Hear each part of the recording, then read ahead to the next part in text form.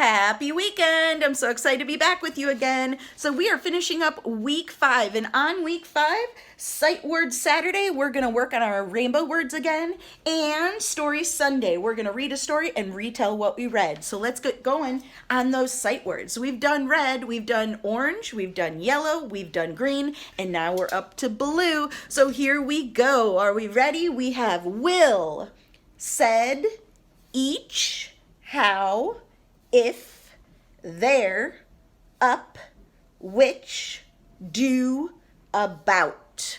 And remember, we like to say it, spell it, say it. So we would say will, W-I-L-L, will. And when I'm spelling it, I'm pointing to each letter and I'm looking at it, trying to glue it on in there. Sometimes if you see that word in a book and you don't remember what the word is, or if mom and dad are giving you flashcards and showing you the words and you don't remember, sometimes if you spell it, it'll make you remember. W-I-L-L. W-I-L-L. Will. The word is will. Sometimes it helps you remember. So that's a good little trick. So if you are on red words still, awesome. Keep working on those red words. Remember, we start with a few. We get really good at those. We add a few more in. We learn those really well. We add a few more in. Don't try to learn all the words at once. It gets too frustrating and too difficult. And we don't want to be frustrated. We want to be successful and have fun at our learning. So start a few at a time. If you've already read all your rainbow words and you're cruising, awesome.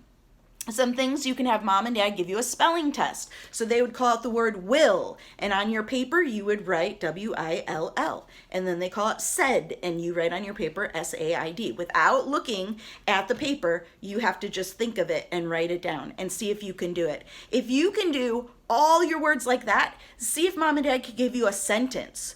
Will you go outside with me? And then you write the whole sentence, will you go outside with me? So see if you can practice and get to know those sight words really well. And remember, we're working at your speed. So if you're still on red, awesome, keep going. If you're moving a little faster, great, keep going. If you're already at blue or purple or finished your rainbow, awesome, keep working on them. Remember, the more practice we get, the better we get, and the faster readers, easier readers and writers we become.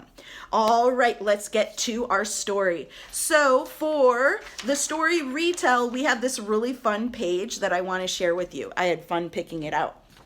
So after I read the story, remember, you can read the you can use the story I read you, or you can go to this website right here on the week 5, and it's super cool. The story is If I Were an Astronaut, and guess what?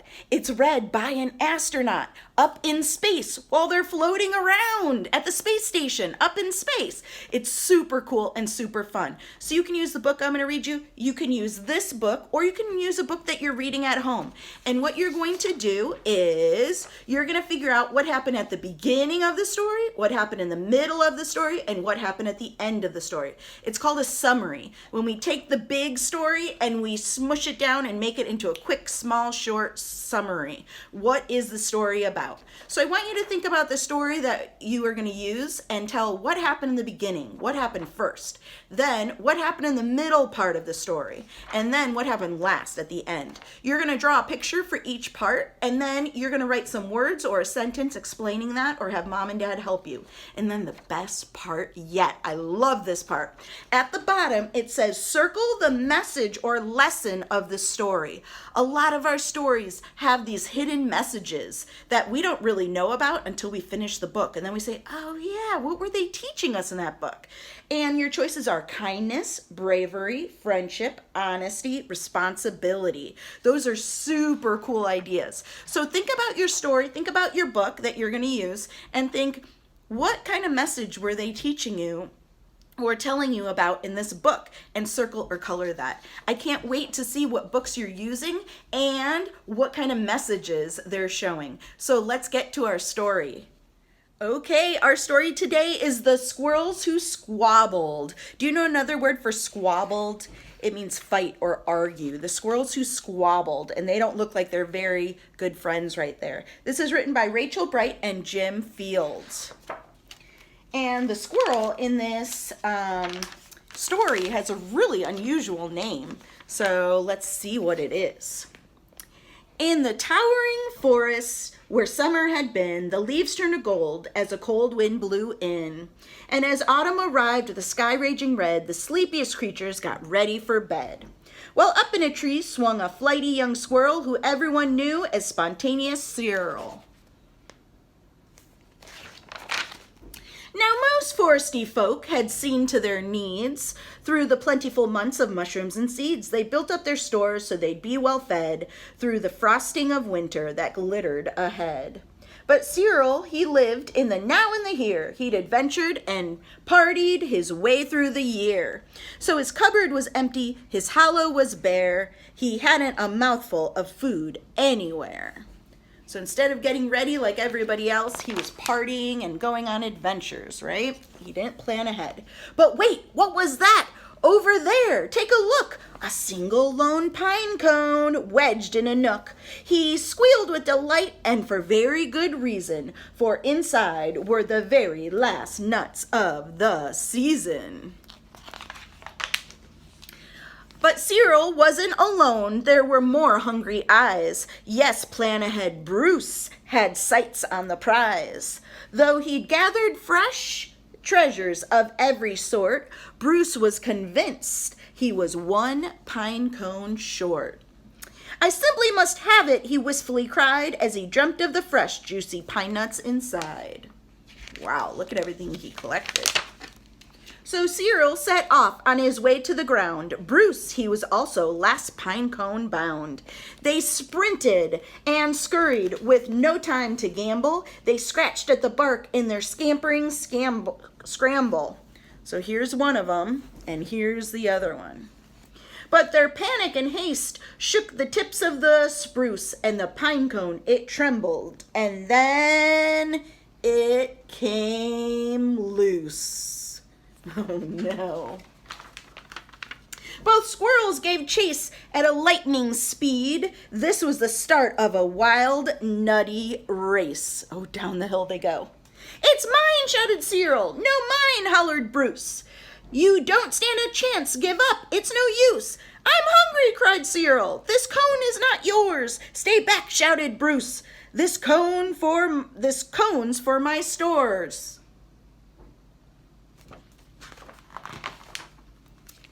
It boinged over bushes and flew through the air. It binged on the nose of a slumbering bear. It bounced over boulders, then came to a stop. Look who's coming.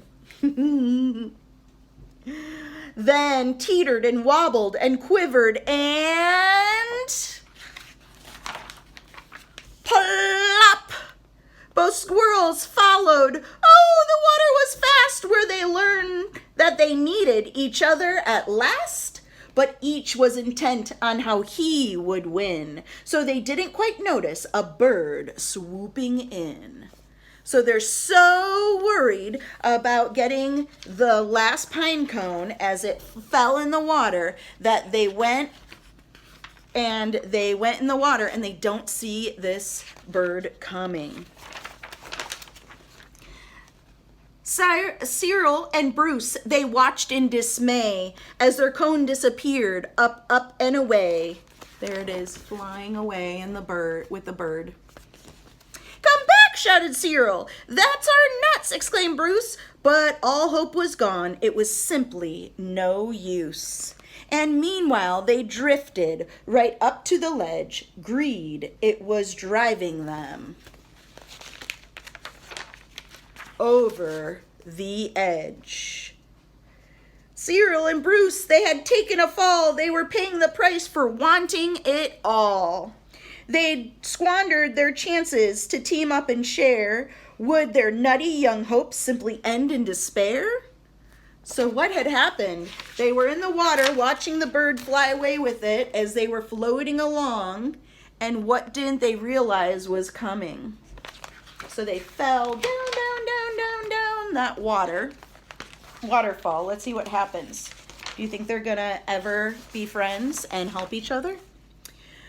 Bruised and bedraggled, they swept past dry land. Cyril grabbed at a branch with a trembling hand. Catching Bruce with the other, he heaved and huffed. Ooh, they're helping each other. And pulled him to safety with panting and puffs. They dragged themselves up with sputtering wiggles. Then Bruce looked at Cyril and exploded in giggles. How silly we are, he managed to mutter. How greedy I've been, he proclaimed with a splutter. We shall change from today. May the squabbling cease. We should celebrate, seeing we're both in one piece.